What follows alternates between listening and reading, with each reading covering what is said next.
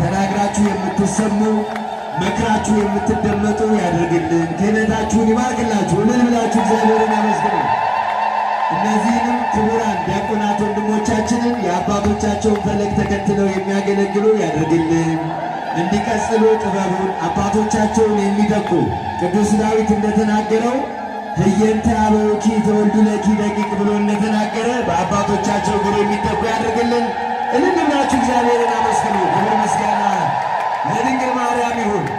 እመቤቴ ማርያም እመቤቴ እመቤቴ ማርያም እመቤቴ በአንቺ ስላደረ የሰራዊት ጌታ እመቤቴ ማርያም ይድረስሽ ሰላም። ተመልከቱ በአንቺ ስላደረ